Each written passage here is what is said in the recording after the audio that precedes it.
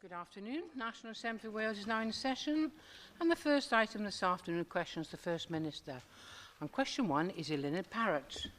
Diolch, Llywydd. Will the First Minister make a statement on plans for the M4 relief road around Newport? Yes, our proposal for the M4 corridor around Newport is the sustainable long-term solution to the current problems associated with that route, and it forms an essential part of our vision for an efficient integrated transport system for South Wales. Thank you for that answer, First Minister. I wonder if you could confirm for me how many millions of pounds the former leader of Plaid Cymru spent on buying up land to enable this road to be built back when Plaid still thought that building a new M4 was a good idea. And could you confirm for me, again, for the heart of understanding, that the budget agreement between the Welsh Government and the Welsh Liberal Democrats, that was while environmental assessments would take place, no building contract would be awarded during this Assembly term? Well, I can confirm that remains the case, of course, as per the agreement. I can't answer for the previous leader of Plaid Cymru, but nevertheless, as a government, we have outlined our plan for how to take this issue forward. William Graham. Thank you, Presiding Officer. First Minister, may I confirm, as you well know, that we are firmly in favour of a relief road for the M4 around Newport. Could I ask you particularly, on the present consultation, it says here, every pound spent on the motorway will equal £2 in benefits. Would you care to enlarge on that? Well, firstly, I'm grateful to the member for confirming that the Welsh Conservatives are indeed all in favour of the relief road. He will know that from the assessments that we have made, that removing what is an extremely difficult area for traffic congestion around Newport will make it easier to access businesses and indeed properties further west. We know that the situation is not going to get better.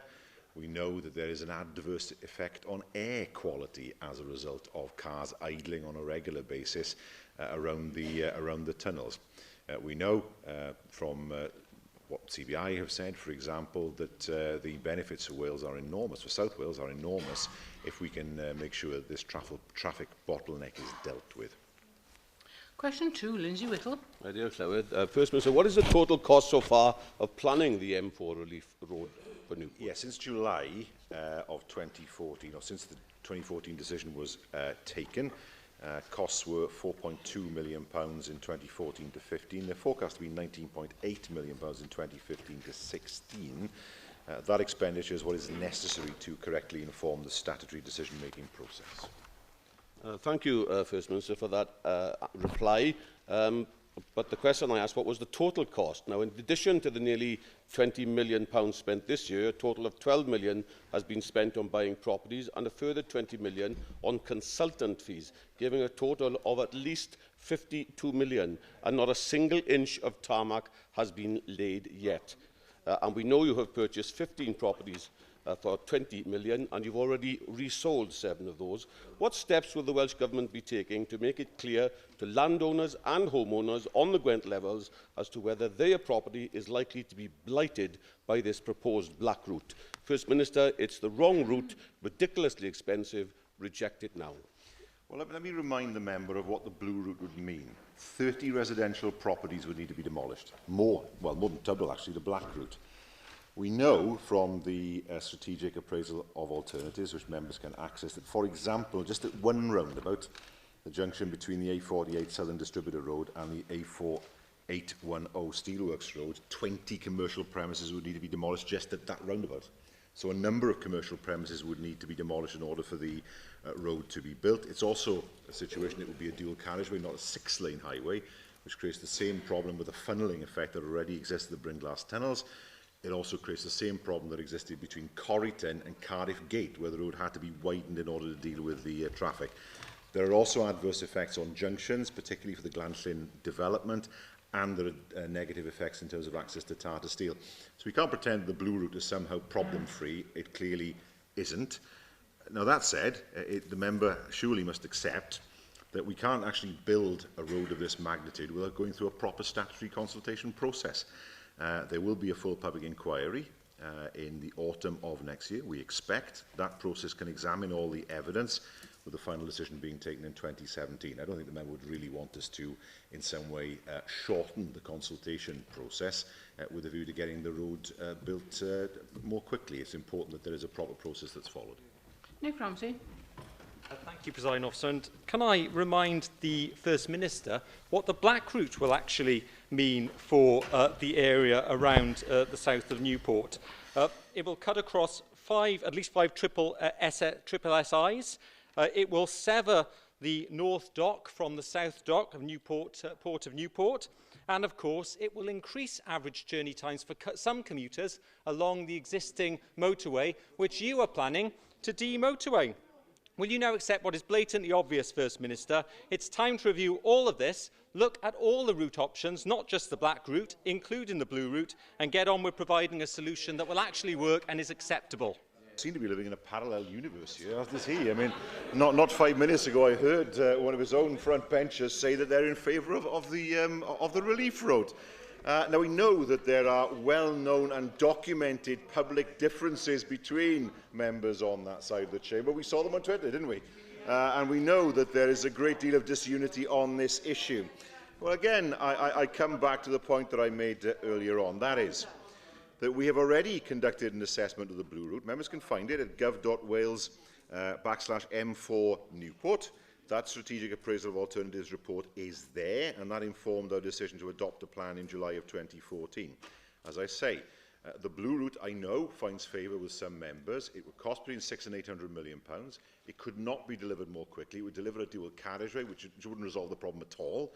We'd end up in a situation where we'd have to widen the road at some point in the future to deal with the problems.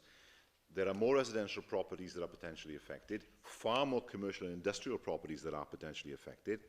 There are 4,000 homes at Glan Llyn, which I've seen, which again will be right slap bang against the motorway, so they will be adversely affected. And indeed, of course, we know that many junctions would need to be closed along the existing route if the blue route were to be adopted. So there are huge problems with the blue route. We understand, of course, that the situation is controversial. We've heard views within the chamber. But we've made the assessment, we've taken the decision the black route is the way forward, but of course there will be a proper statutory process that we have to follow. We now move to questions of the party leaders, and first this afternoon, the Welsh Democrat leader, Kirsty Williams. Thank you, Presiding Officer.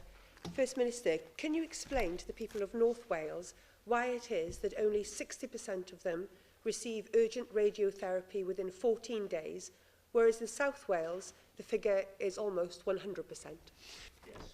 So the need to replace a machine in Glan-Clwyd. That is something I know that the Health Board is looking at. I believe it forms the subject of their meeting today. Indeed, First Minister, perhaps one of the reasons why those figures are so starkly different for patients in North Wales to those in the South is because we need an additional new linear accelerator at Ysbyty Glan-Clwyd. Now, the charitable sector have pledged to fund the capital costs of buying that machine for North Wales patients. And the Health Board is indeed debating today whether they can afford to staff that new machine. Of course, this is the same Health Board that had to reject new prostate cancer equipment, which was agreed between your party and mine as part of a budget deal because they couldn't afford to run the machine. What are you going to do to ensure that people in North Wales get access to that linear accelerator? Well, we would encourage, of course, the Health Board to look carefully at the proposal. We stand ready to help them, and it's right to say that the level of access is different between North and South, and that cannot be allowed to continue. Thank you, First Minister. Sometimes all of us here in this chamber can be guilty of focusing relentlessly on targets, but a recent IWA event that looked into patients' experience of cancer services in Wales highlighted some of the real concerns that those patients and their family had. They included worries over how they would physically get to their hospital appointments, how long they would have to wait in the hospital once they got there. And there was real confusion over your government's promise that everyone would have a key worker. What steps are you taking to ensure that these very real concerns, but sometimes the concerns that aren't debated fully here in the Assembly, are addressed when developing cancer services in Wales? Well, this all forms part, of course, of the cancer delivery plan. We do know that the Wales Cancer Patient Experience Survey took place in 2013, showed that 89% of respondents rated their care as very good or excellent. We know that the 31-day and 62-day targets are there, and we know that we have a good story to tell in terms of those targets. And we know, of course, that for the first time, over 70% of people diagnosed with cancer are now surviving for at least 1 year. 5-year survival is also increasing, and that is something to celebrate. It's also true the number of urgent suspected cancer referrals has increased by 12% over the last year, but the service has been able to manage the continuing improvement in terms of the service that it delivers, even with that substantial increase in the number of referrals.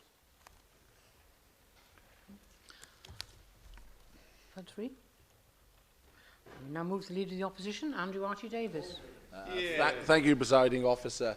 First Minister, under your government, adult part-time education budget has been cut by 50%. There are now 90,000 less adults in part-time learning than there were 10 years ago. Your own skills minister said that the decisions have been made have been awful decisions. Do you agree that the decisions that she has taken in this particular area and your government more generally to cut 90,000 places and 50% of the funding for part-time adult learning are awful decisions? He is spinning like a whirling dervish when he says that, because as he knows full well, what the minister said was they've been awful decisions to make. And there have been awful decisions to make because of the cuts we've received from the UK government, from his own government. We have nevertheless, of course, introduced Jobs Growth Wales, which has enabled many young people to get a job. Over 17,000 job opportunities created. And he does have some nerve in complaining about this when his own party, his own policy, is to cut education spending by at least 12%. So if he came here and suggested we should cut education more, that would be in line with his own policy. But for him to turn around and say that more money should be spent on education runs counter to his own policy and the cuts his own party has made. First Minister, we would empower people to actually learn and develop as they go through their lives. Ultimately, it's about balance and it's about decision. Your policy seems to be ageist, First Minister, in that the older you get in Wales, the less chance you have to educate yourself and retrain yourself. Do you not think, therefore, that the policy decisions that you have taken do need revisiting and that you do need to readdress the imbalance that exists in the training provision that is available to older people in Wales, especially when they seek that retraining in later life? Yes, of course we want older people to have access to training, but we know in particular that people need to acquire skills young as well, which is why we have Jobs Growth Wales. We're not in the business of attacking young people, as his party is. We see that, of course, in the benefit system. We see that in all the benefits that have been taken away from young people. And now, of course, we know he wants to increase tuition fees to just the same as England. I mean, not even a different policy in Wales, but whatever England does, we want to do in Wales. And to increase student tuition fees so our students pay 18,000 more per year. Well, he has to explain how it is that he wants to improve access to education, yet make it more expensive. First Minister, I believe that if someone's approaching a vocational course in FE, they deserve the same level of support as someone going to higher education. I appreciate I never went to higher education. I didn't have a free education like some people sitting around here. I actually went out and earned a vocational trade. Boarding school. Now, what I am saying to you, First Minister, is that as the Older Persons Commissioner pointed out, on the weekend, your position seems to be ageist, in that the older you are, the less chance you get to have support from the Welsh Government, and as I've pointed out, 50% cuts, 90,000 less places available. You can only deduce from that that you do have an ageist policy when it comes to supporting older people retraining in the workplace. We have a clear policy of supporting people across the education estate. We believe that you shouldn't discriminate against one sector over another. Will you revisit your policy, or are you going to stick to your ageist policies? What we won't do is launch a war on the young, as he has done and his party has done. He says he wants people to have support in FE. Does he support the Assembly Learning Grant then? Is that something that he fully supports? No, he doesn't. I thought not. Yeah, he hasn't thought of that when he was on his feet. And why is it then that he fails to support the tuition-free grant? Why is it that he says, whatever England must do, it does, we must follow in Wales? We don't agree with that. We think that we have sort of Welsh policies for Welsh issues. And I have to say to him, he mentions free education as if it was something abnormal. I didn't go to boarding school. No, that's true. I went to a comprehensive. As I say, most people in this chamber, I don't see free education as something that we should see as a privilege. It's a right to have a free education. We want to make sure that people have a good free education in schools, a good free education in FE colleges, a reasonable access to cheap education in universities, all the things that his party opposes. We now would Leader of Plaid Cymru, Liam Wood. Diolch, Llywydd. First Minister, there are reports today of you having held constructive discussions with the Secretary of State for Wales on the draft Wales Bill. Are you in a position to share with us the contents of those discussions, please, today? Well, yes. I mean, I made the point to the Secretary of State, and it's a point that he has accepted publicly, so I'm not saying anything beyond the meeting, that trying to construct a reserve powers model within one jurisdiction of England and Wales is exceptionally difficult. There will need to be a great deal of work to ensure that any new act is something that does not restrict the powers of this Assembly and, of course, doesn't make it more difficult for the Assembly to operate.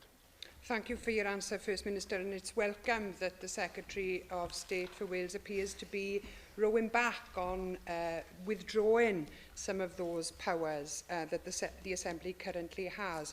Now, it seems that the main stumbling block remains the issue of the Welsh legal jurisdiction. Were there any indications from the Secretary of State to revisit that question, please? He won't revisit it. Now, the easiest way to resolve the reserve powers model issue is via a single jurisdiction. It can be done without one, but it's immensely more complicated. And more vigilance needs to be exercised to make sure that powers are not inadvertently removed from this chamber. And that is something that officials will continue to discuss with Wales Office officials over the coming weeks and months. First Minister, I know that you would agree with me that the issue of a distinct legal jurisdiction is crucial for a working devolution system that delivers for people here. And you and I have both repeatedly made the point that Wales is the odd one out on these islands on this matter, and for whatever historical reasons, the democratic maturity of this country now means that a jurisdiction is vital. The entire St David's Day process has been a race to the bottom. It's been called by some as the lowest common denominator approach. It started with Whitehall departments being asked what they would be prepared to devolve rather than consideration of what's in the best interests of people here in Wales. So we can now expect a weak bill that will undoubtedly lead to the need for another bill almost immediately. So if current talks provide futile again, would your party be prepared to join with mine to defeat the bill and seek a new one after next year's Welsh general election, when a new Welsh government is elected on a new mandate for the next stage of devolution? That depends, of course, on what's in the bill. At the moment, it's right to say the bill needs a great deal of work before it could be regarded as acceptable. I think that's generally understood. To be charitable, the Secretary of State, I don't believe that it's his intention to restrict the powers of this Assembly. But I think that the consequences of the current bill, and I know members haven't seen it, there's a great danger that that would happen. It's right to say that Whitehall departments were asked what they thought was devolved. And of course, they will naturally tend to towards a minimalist model of devolution. One of the things that does concern me is that the implication that somehow, because there will be a single jurisdiction, there is some kind of limit on how much separate Welsh legislation there can be, as if there was almost some kind of quota. Now, the Secretary of State assures me that isn't the case, but the difficulty is, within a single jurisdiction, that there are some in Whitehall departments who will take the view that's exactly what should happen. Now, we're not going to roll back to the days before 2011. The people of Wales have spoken. They want us to be able to legislate in those areas that are devolved. They don't want artificial restrictions placed on that. They don't care what the jurisdiction does, bluntly, but whether it's a single jurisdiction probably or a Welsh jurisdiction. But I honestly cannot understand what the hang-up is about the jurisdiction. Yes, it's right to say there are issues about the penal system, the prison system, probation and costs associated with that would need to be resolved.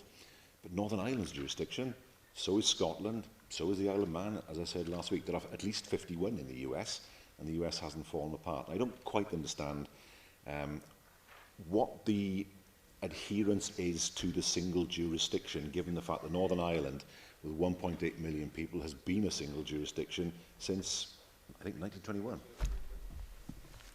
We now move back to questions on the paper, and question 3 is Susie Davis. Diolch, Llywydd. Will the First Minister make a statement on ambulance response times in rural areas of South Wales West? Yes, the latest published data shows the standard emergency response time across the South Wales West area, including rural areas, for August was among the best in Wales at 6 minutes and 48 seconds, with more than 70% of the most serious calls responded to within 8 minutes. Thank you, First Minister. Of course, that time won't apply to rural areas where co-responders, of course, are responsible for providing an invaluable first response to emergency calls in areas where the 8-minute response time is virtually impossible to meet. Nevertheless, it can still take the actual ambulance a considerable amount of time to arrive, longer than you might expect, actually, with 13 cases in Gower waiting more than an hour over just 7 weeks in the summer, and that included one case where there was a fatality. Do you agree with the policy of ring fencing, whereby ambulances are retained in the centre of Swansea City and not permitted to answer emergency calls to Gower, despite being available? And so constituents in Gower have to wait for ambulances to arrive from Cardiff or Tenby to meet emergency calls. I'm not aware of that being the case, but I will write to the member and investigate it for her to see whether that is the case, and if it is, why it is. Ellen Jones. Related to the question just asked, one of the problems in terms of the availability of ambulances in areas such as Ceredigion is that ambulances travel with patients to areas in the southwest, in Swansea or Carmarthen, and then respond to calls in those areas rather than returning immediately to Ceredigion, and that has an impact on the availability of ambulances and response times in Ceredigion. Do you believe it is now time to look at the model that has been trialled in Cwmtab to retain ambulances to return to the areas where their shifts are, so that the availability of ambulances is in place for those communities? Because the reality is that there are too many occasions when ambulances aren't available in various areas of Ceredigion. Well, the pilot in Cwmtab is part of something that we're looking at as a government to see what the effect of that model is, and to see whether there is a way of rolling that model out across the whole of Wales to ensure that the service does improve, and that's something that is being considered at the moment. Question 4, Jenny Rathbone. What is the Welsh Government strategy for creating more affordable homes in South Wales? We support the delivery of affordable housing in a number of ways, including maintaining investment in our social housing grant programme and expanding the housing finance grant scheme. So, for example, this year, £21.3 million is being invested through the social housing grant to support the delivery of affordable housing across the south of Wales. That's excellent news, but obviously there's a great deal more we need to do. The Environment Committee visited the Salsa House in your constituency, I believe, near Bridgend, which is a house designed as a power station and offers really exciting opportunities for delivering affordable housing fit for the 21st century, because not only does it produce more energy than it produces, but it only costs £1,000 a square metre, which is well within the envelope that social and council housing providers generally allow for. So I just wondered how we can take forward this fantastic Welsh invention led by Cardiff University's School of Architecture and ensure that we have Welsh house builders using Welsh materials and Welsh installers to build the homes that we need so much for our communities. I'm aware of the Salsa House, and it is an exciting and innovative prototype. It has the potential to offer substantial benefits in terms of tackling fuel poverty, for example, and creating Welsh jobs. Now, I know the completed house is going to be the subject of detailed monitoring over a 12-month period, so it's still early to say whether it's capable of being replicated, but I look forward to seeing the results of that monitoring. Mark Isherwood. Although increasing housing supply is the best way to make housing more affordable, successive reports, most recently Bevan Foundation, have said that Wales is only meeting the requirement for half the new homes needed, with the biggest shortfall in social housing. Given the UK announcement of 200,000 starter homes for England as part of an ambition for 1 million new homes by 2020, what discussions has your government had with registered social landlords, with builders and with local authorities to explore the possibility of a starter homes initiative appropriate to the needs of Wales? It'll work because, of course, it's designed to ensure that people can buy houses, not rent them. We know that for many people, even being able to raise the deposit to buy a house, even with the schemes that we have in place, and servicing the mortgage is a problem. So to suggest, as the Prime Minister does, that you can somehow replace social housing for rent with starter homes, we think is not going to be effective. Nor do we think it's effective to actually seek to resolve the issue of the supply of social housing by selling it off, which is what the UK government is trying to do. Jocelyn Davis. Thank you, Presiding Officer. First Minister, your government's projections for the 20 years up to 2031 shows the number of Cardiff households increasing by 47,000, and that's about a third of the figure for the whole of Wales. Do you consider this desirable? Well, there are two questions here. Firstly, what can you do in order to control the growth of a city that's successful? We know that people will go to where they think the jobs are, will try and live as close as possible to where they think those jobs are available, and Cardiff is growing at the rate of knots. You can't say to people, you can't live in Cardiff, so you've got to live somewhere else. That said, it is important that local authorities work together to provide solutions across the whole of you call it the capital region, I suppose, to make sure that there are alternatives available in other local authority areas that are well connected and provide the opportunity for people to live outside of the boundaries of Cardiff and yet still be able to access work effectively. Question 5, John Griffiths. Will the First Minister make a statement on Welsh Government policy to support public transport in Newport East? Well, our policy is to support public transport across all parts of Wales, including, of course, regional priorities that outline, of course, the National Transport Finance Plan. And I think members were provided with an up-to-date. I trust members were provided with an update on the plan on the 22nd of September. First Minister, I receive a lot of concerns from constituents regarding local bus services and the lack of a comprehensive, planned, strategic approach to the provision of adequate services. Would you agree with me that the Welsh Government should have further powers so that they can properly regulate bus services in Wales, which I believe would also help deliver the step change of the proposed metro system? Yes, I do, and it's something the UK Government has agreed on, of course, that this needs to be devolved. I was surprised to see the comments regarding the establishment of a Welsh Traffic Commissioner last week. I mean, there are many of us in this chamber who have experience of dealing with the Traffic Commissioner in Birmingham, and I think it's fair to say it is not a worthwhile experience. I've had several experiences of it, and they have done nothing to resolve problems locally. We do need a Traffic Commissioner based in Wales, not one that sees Wales as a kind of annex to the West Midlands of England. It's true to say that in many parts of Wales, what we effectively see now is a private monopoly of bus services. On some routes, of course, there's competition, but mainly not. Now, we know, if we look at the railways, that where there is a private monopoly along a certain route, then regulation is involved. The same principle applies to buses. Mohammed Ashgar. Presiding Officer. First Minister, Newport City Council has cut funding by 12% since 2010. In addition, cuts by your government to bus operators' grant have resulted in bus services in Newport East and elsewhere in South Wales East being reduced gradually, and in some instances is totally cancelled. Given the bus services are vital for the most vulnerable in our society, will the First Minister confirm that his government will take no further action that will result in cut to bus services in Wales? Well, that rather depends on your friends in Westminster, doesn't it? And what happens in the comprehensive spending review. And again, I mean, the member stands up conveniently forgetting that his own party wants to cut spending on transport by 30%. That's what they've said. In fair, I commend their honesty, I have to say, but that's what they've said. So he cannot stand up with any real presence in this chamber and complain about cuts to bus transport imposed by the UK government when his own party thinks those cuts don't go far enough. Question 6, Jonathan Saunders. Thank you, Presiding Officer. Will the First Minister make a statement on GP services in Aberconwy?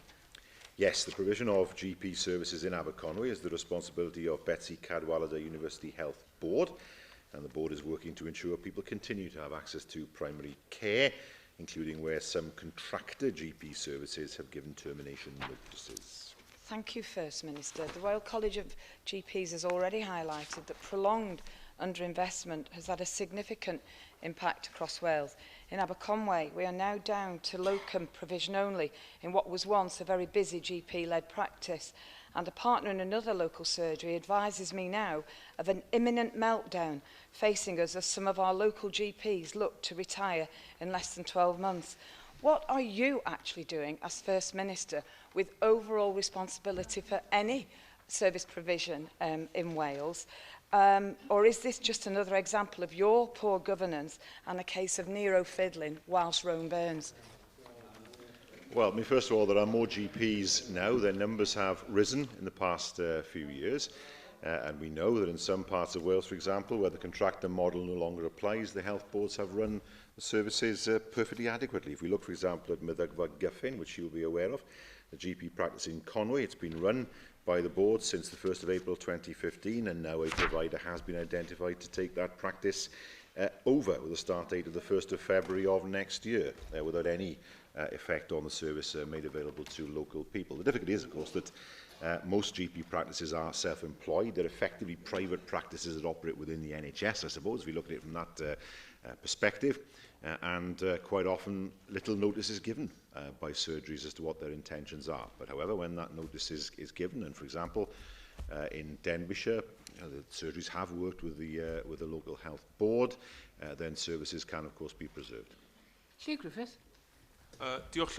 Thank you, Presiding Officer. You say that there are more doctors now than there have been in the past, but we also know through research by the BMA that 30% of doctors are either suffering from burnout or will suffer from burnout, and 41% fear facing burnout in the near future. Can you tell us, therefore, how many doctors you think are required in Wales in order to ensure that the people of Wales have a proper service? Well, we want to ensure that there are more GPs, of course. It's very difficult to say how many surgeons that we do need, and especially those expert and specialist areas, but we want to ensure that the growth in the number of GPs continues.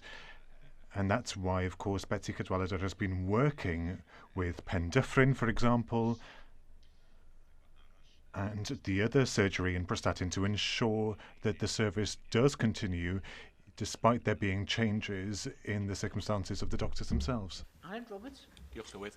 Thank you, Presiding Officer. First Minister, given that so many surgeries in North Wales are facing this situation, there is an integrated mid-term plan by Betsy Cadwallader which has been in preparation since March of this year. Are you content, given that the board is under special measures, that they are dealing with this with sufficient urgencies, because the minutes of July state that they are not eager to deal with the final plan, or won't be in position to deal with the final plan until April 2016, so there will be a delay of some 18 months before that workforce plan is discussed by the board?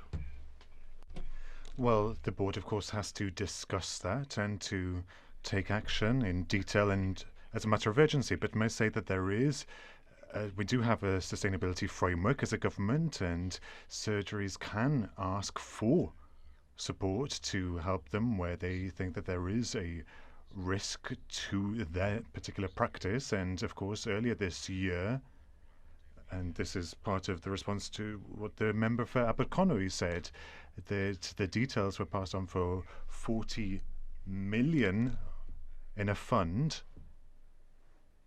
for care and primary care services that was established to ensure that funding was available to assist GPs to develop their practices. Question 7, Angela Burns. Thank you, Presiding Officer. Good afternoon, First Minister. Will you make a statement on superfast broadband in West Wales? Yes, good afternoon.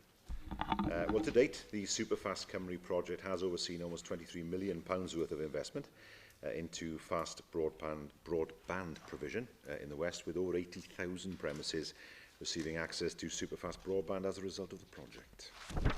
Minister, as you will know only too well, more and more businesses in particular, from a commercial point of view, rely on having good broadband availability, whether it's from doing VAT and inland revenue and company house returns, to sales and marketing drives, to paying staff, paying suppliers, and indeed receiving payments.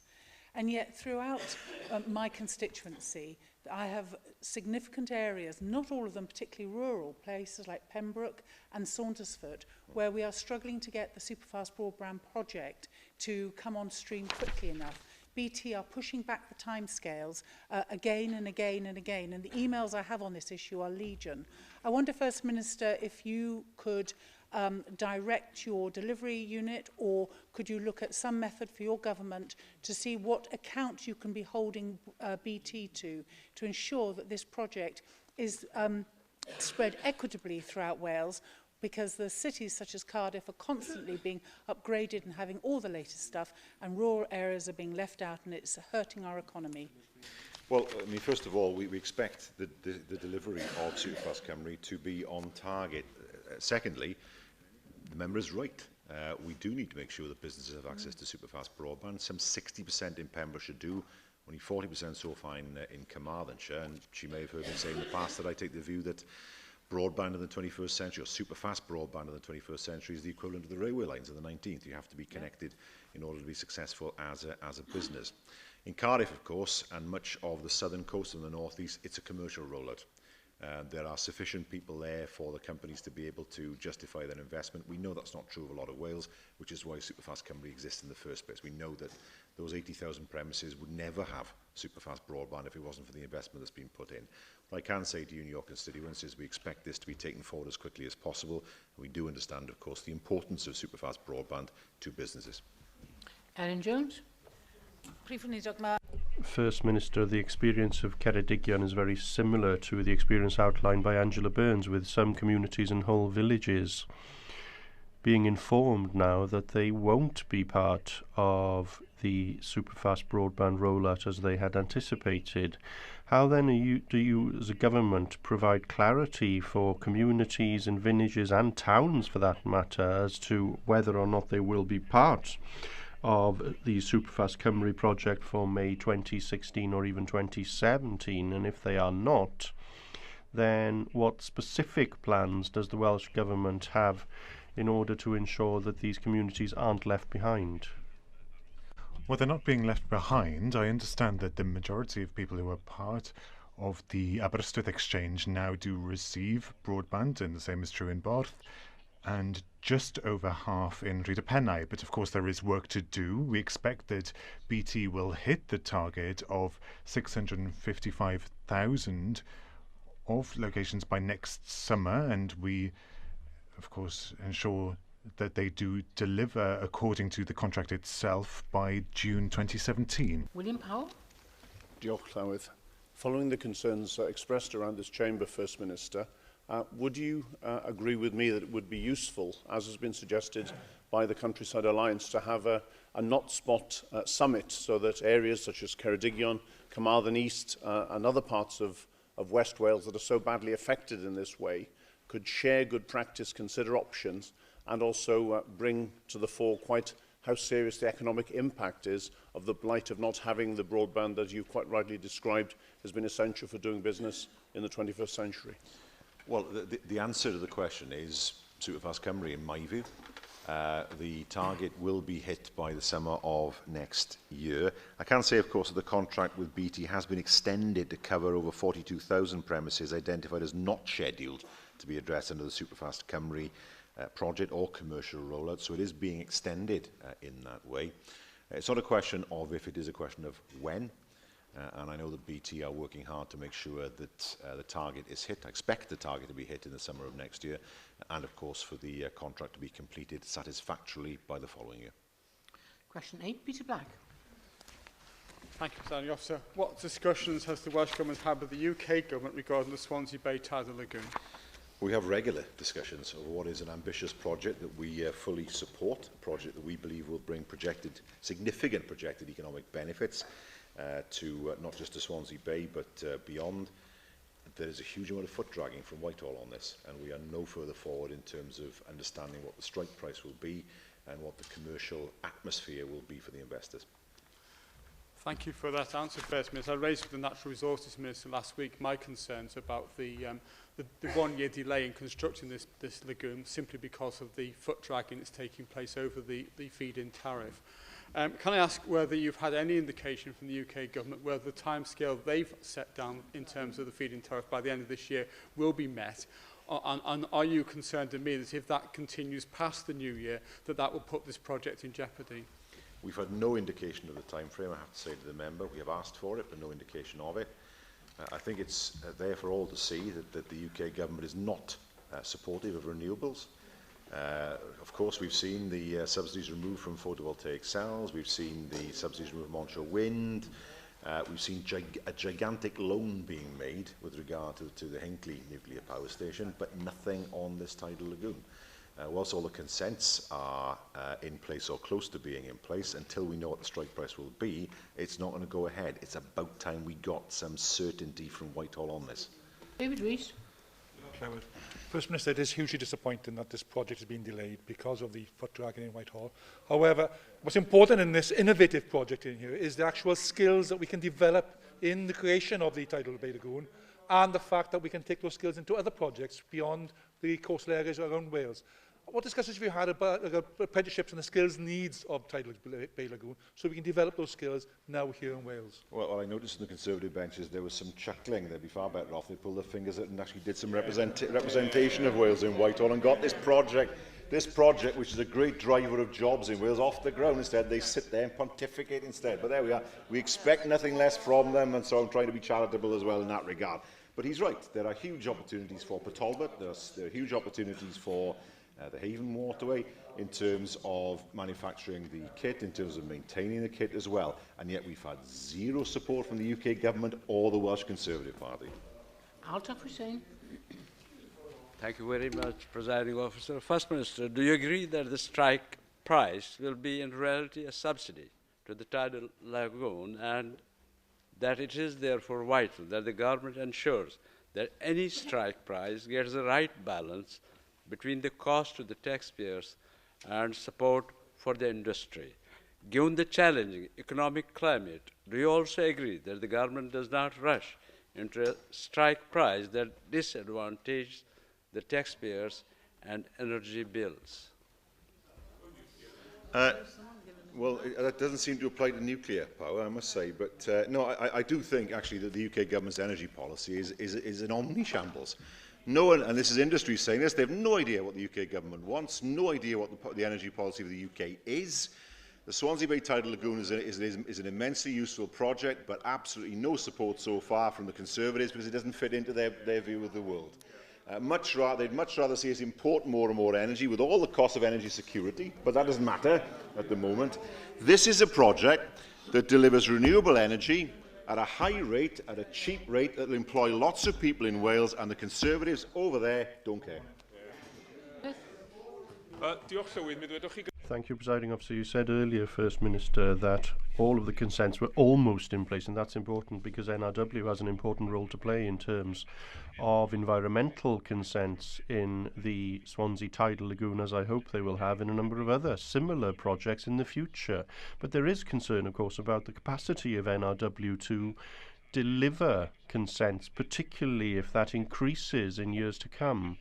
Can you therefore, in recognising that your government is placing more responsibilities on NRW on the one hand and is reducing their budget on the other, can you give us an assurance that you will protect the capacity and resource in order to ensure that they are in a position to achieve that role effectively?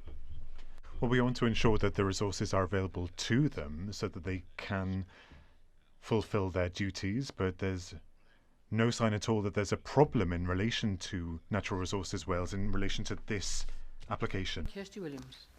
Will the First Minister make a statement on the regeneration of market towns?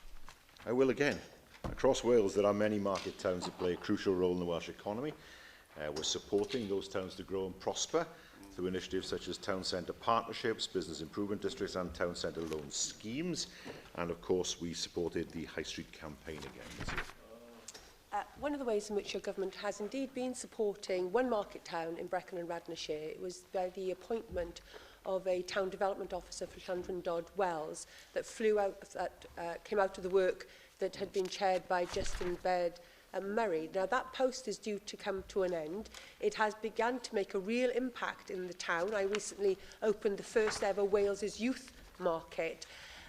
Would the government be favourable to looking into extending funding for that post so that we can really get value for money out of it and we can continue to develop the important work that has started in the town? Well, let me write to the member on that. Although I do take account of what you said about the beneficial effect that there has been on Llandrindod. We know that so many towns have been affected over the years through online trading. We know that that's a major challenge. We know, for example, that the addition of a supermarket, even slightly out of a town centre, which is the case, of course, in Llandrindod, has an effect on trade within the town centre. But I will write to the member on that. Question, George? First Minister, I'm sure you will agree with me that we want to see bustling high streets and busy high streets. And to achieve this, of course, we need to think of ways in which our market towns can compete with, as you said, the internet and also out-of-town shopping centres, which pose the obvious threat. Can I ask what the government is doing to encourage more flexible parking arrangements, such as free parking for the first 2 hours? Clearly, this would be a way in which businesses could compete with out-of-town centres.